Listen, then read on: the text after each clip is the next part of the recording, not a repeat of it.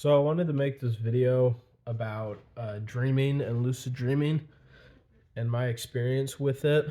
Um, about 2 years ago, I lost my left pinky right here, and basically, I had no clue at the time what lucid dreaming was, and basically, a friend gave me a book called this one right here, A Field Guide to Lucid Dreaming. And I was looking through it and I saw the chapter about reality checks and about checking your hand and trying to put your finger through your palm and all that. And it said like do it like 10 times a day until it occurs in your dream. And I thought like nah, like that won't work because I hardly even remember my dreams. Like I remember maybe a couple from childhood and maybe I don't remember any of them from middle school or high school years.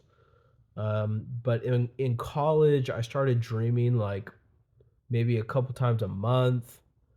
And in this book, it says that basically everybody dreams every single night. People have like 2 to 3 dreams a night. And if you don't remember them, that's fine. You just have to practice. But I did not believe that because I dreamt so little. So I didn't really see the value that lucid dreaming has. I was like, what value does it even have? But basically, um, like 6 months, or actually, it was around 9 months into the practice of checking my finger and looking down at my finger and holding it up to the mirror. And just everywhere I went, when I was in the car, when I would be driving, I would just go like this with my hand and check it. When I was in a grocery store, when I was in line, I would look down at my hand and I would check it. Um, and I would tap my thumb and my fingers together like this. I would like tap it together.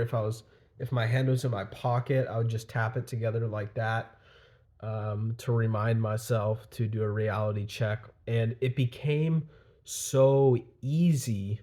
Like it became because it kind of seems like a difficult thing for you to like have a breakthrough in your dream just by asking, am I dreaming? But just with this simple practice, I was able to have a breakthrough, which was my first kind of piece of lucidity, which was I was on a boat I was on one of the ferries that go from Oakland, California to San Francisco, and it goes across the bay. Kind of the route that they take is kind of parallel to the Golden Gate Bridge, I think, or one of the bridges. And so I was on that ferry and I was just enjoying myself in the dream. I don't remember how I got there. I only remember being on the boat. And then we got to the pier, and then I got off the pier, and I saw a friend of mine, like maybe 100 feet ahead of me, like in front of me, and they were waving at me. And I put up my left hand and started waving. And as I did, I looked at my hand and I saw my finger that was missing and right here. And I was like, oh, holy crap. Um, I'm dreaming. Like, oh shit, like this is crazy. Like, I'm aware that I'm dreaming. Or I'm aware that I'm kind of like awake in this dream. Like, not really completely. My thoughts weren't exactly like that, but because this was a dream that I had like last year, and I was like, holy shit, like this is crazy. And basically, like this type of energy this type of energy started going around my hand like this, like an outline, and started going around this side. And when it got down to my elbow right here, it kind of stopped, and my whole arm was like outlined in a lot of like detail. Like I saw a lot of detail in my arm that I didn't like around me. Like if I were to look at the buildings or at the water or at my friend, they were kind of blurry images, but when I looked at my hand, it was all like very clear. And before I could before I could like control the dream or change something in the dream, I woke up. So that was kind of my first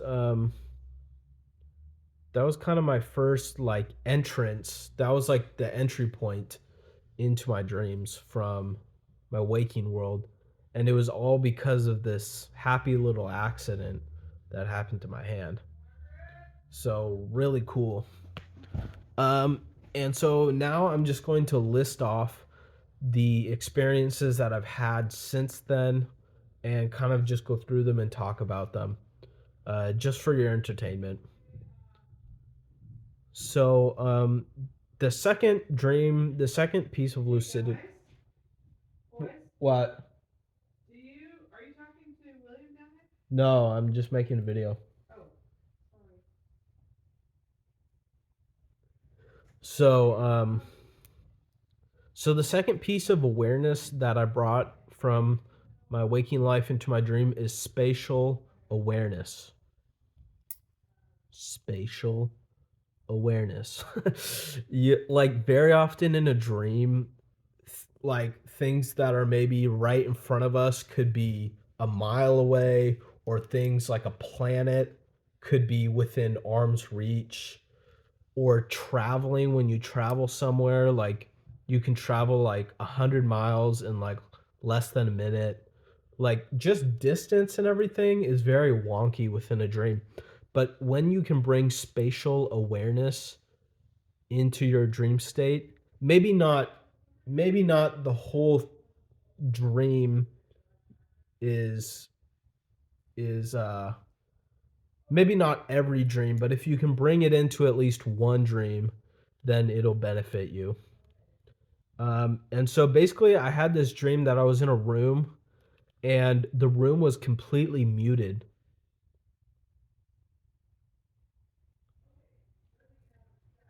Kind of like that. Like everything was completely mute.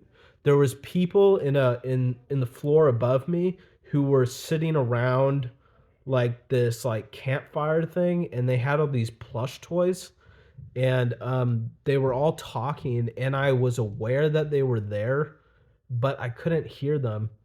And as the it basically like the deafness that was coming over me was so dense that it felt like the air itself was like dense with like mute. It was a really weird thing, but it oh fuck.